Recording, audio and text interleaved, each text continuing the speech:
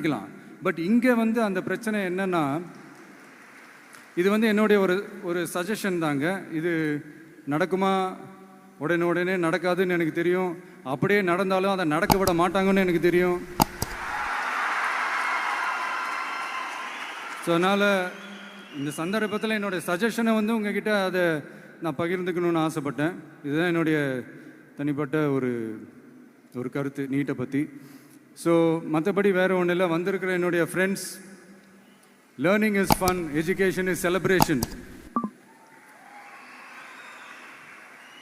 ஜாலியாக படிங்க, ஸ்ட்ரெஸ் எல்லாம் எடுத்துக்காதீங்க.